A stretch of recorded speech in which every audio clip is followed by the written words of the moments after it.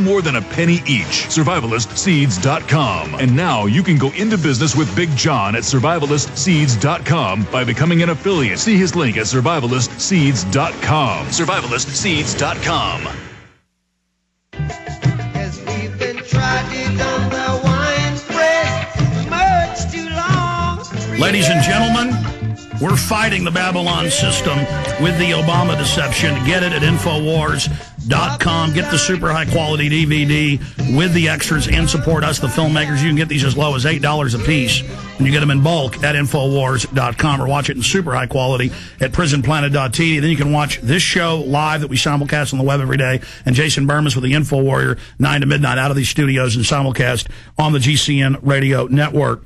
Again, the Obama deception, the mask comes off, ladies and gentlemen, available at Infowars.com. Briefly, Webster, and then I want to get into the phony right-wing hypocrisy. They're for the bonuses, they're for the trillions, but they're not for Ford and GM, calling us socialist if we're for that. This is the height of arrogance, but your take on the Obama deception.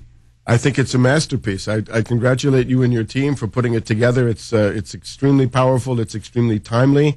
It's the best political documentary to come out of the United States in years or decades, and I think it's going to have a tremendous effect in opening people's eyes. Mainly the idea that the Obama people are trying to set up this fake charade, right? That you can choose between Obama on the one hand and Rush Limbaugh and these reactionaries and union busters and what have you on the other.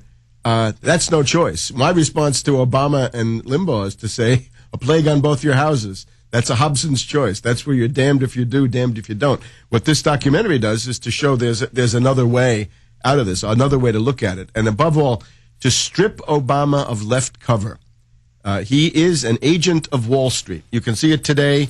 He's carrying out a policy that's made up by Summers, Geithner, and indeed by Paul Adolph Volcker, right? One of the people who did the most to create this collapse of the auto industry is Volcker with a 22% prime rate, going back 30 years ago. All right, we're going to go over all that in the next hour. We're going to have until 45 after now, some extra time before you got to go catch your plane. But Webster, before we do that, specifically, we've been having private discussions about this. Here they are now approaching a bailout bigger than the entire GDP of the United States, or close to a third of the world GDP in less than 6 months. And Limbaugh and Obama are both for trillions to the banks. They divert us with the billions in bonuses. Limbaugh says he's for that. But what about the private shareholders who are really getting the lion's share of the trillions, not just the billions? And then they say, but you're a socialist if you want to help these evil, corrupt auto companies. And then there's endless discussions. It's a fad to bash the auto companies. And they're certainly not perfect, on the news and in the culture.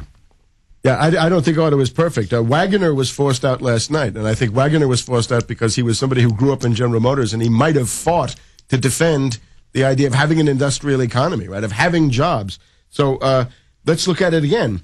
AIG got $160 billion from the U.S. government. AIG, to bail out one hedge fund in London. They had created $3 trillion of derivatives. They're AIG Financial Products. Now, who got that money? About 10 to 12 billion went to Deutsche Bank of Germany, Société Générale of France, and Barclays Bank of Britain. So that's about 35 billion for bankers in foreign countries. And that's the money. If you had that 35 billion, you could easily save Detroit for a couple of years. And generally speaking, 10 trillion for the banks compares to 20 billion for food stamps. So you can get $115 a month of food stamps if you're unemployed. If you're an individual or a family getting $250 a month in food stamps, Obama's going to raise that by about 10%. $40 billion goes to prolonging unemployment benefits, so you get a few more weeks on the dole. And at the same time, the trillions are flowing, and above all, a lot of the recipients are in foreign countries. If Barclays, Deutsche Bank, and Société Générale are so important, how come Gordon Brown, Monsieur Sarkozy, and Madame Merkel don't save them and bail them out themselves? This is absolutely crazy. What we're being told is that globalized bankers and their web of derivatives across the world, again, it's 1.5 quadrillion of derivatives, are more important than the jobs of 3 to 5 million Americans. If you wipe out Detroit, the American living standard falls by about 25%. That would Stay there. Back in 70 seconds. Thank you for listening to GCN. Visit GCNlive.com today. Hello, friends. This is Alex Jones. I've told you for a long time it's important to be self-sufficient, and today that's more important than ever. We need to be independent, and food and water is the key. You'll never have to stand in a bread line if you have your own bread. You'll never have to go to the Superdome and beg for FEMA to take care of your family in any emergency if you simply prepare. No one is going to take care of your family in the final equation but you. You know eFoodsDirect.com is still able to ship storable food that's safe from E. coli, salmonella, genetic alteration, or Chinese imports, and they do it at almost half the cost of last year's grocery prices. Call 1-800-409-5633 or on the web, go to eFoodsDirect.com. Visit eFoodsDirect.com and look over the fine list of high-quality, freeze-dried, and dehydrated foods they have to offer. Watch the free videos, look at their online catalog, or give them a call at 1-800-409-5633. Again, 800-409-5633 or on the web at eFoodsDirect.com. Take action today. The first step is getting storable food.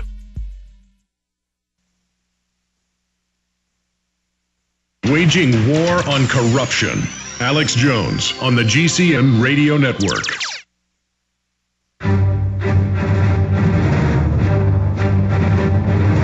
Big Brother, mainstream media, government cover-ups.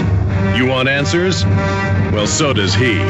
He's Alex Jones on the GCN Radio Network. And now, live from Austin, Texas, Alex Jones. Webster Griffin Tarpley is our guest in studio for another 45 minutes, and we'll get updates from the shanty towns being converted to FEMA camps in California with two of our reporters on scene, Rob Dew and Jason Douglas. Okay, Webster, we were ranting during that 1 minute break. I mean, just in summation, I don't want you to break it down in your own words. Well, I mean, you go ahead. We were just talking about it. It's this incredible double standard. It's absolute hypocrisy, absolute double standard. Obama's the greatest con artist of our time. He says to the auto industry, you guys have to prove viability. You have to show me a model that gets you profitable. They submit a plan, and he says, this is not good enough.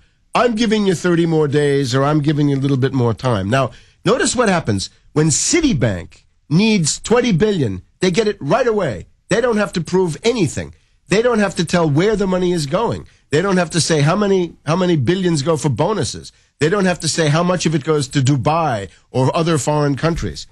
The duplicity of Obama couldn't be more evident. We had last week Geithner coming forward with another $100 billion, followed by really another $1 trillion for derivatives only. And now we're being told that the automobile industry has not gone far enough towards proving its viability. Remember these moments. Remember, and the sharks are coming in saying, we're going to make you break down. We're going to take your pension funds. We're going to make you be sold out to foreigners, you know, the scrap, the husk. And then meanwhile, unless you talk about this in your own words, then the banks flush with all this money. They won't even, money given to them, they won't even loan it to the auto industry. Yeah. See, the whole point of the TARP, right, the bailout of last October, the original $700 billion, we were told, you've got to have a viable banking system to provide credit for the economy. Well, $700 billion has been put in, and Geithner is now promising up to another $1 trillion more. So that's almost $2 trillion. Now, I want to know, we're told that Chrysler and General Motors need financing. Where is J.P. Morgan Chase? They got $25 billion out of the TARP. Where is Citibank? They've been refinanced twice and counting.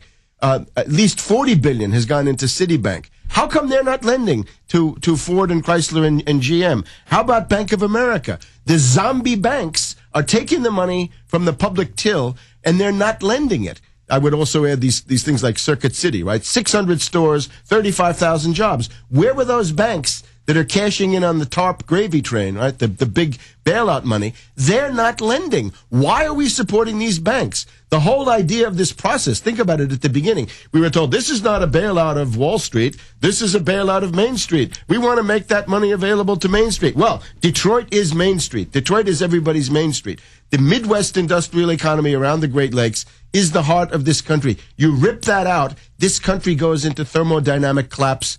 Living standards will collapse.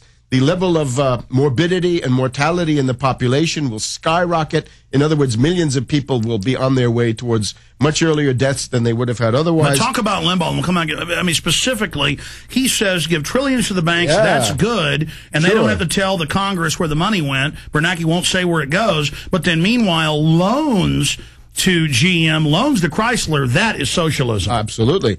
See, Limbaugh's record is the following. Limbaugh says, I'm going to focus on the $20 billion for food stamps. I'm going to focus on $50 billion for aid to people with facing foreclosure.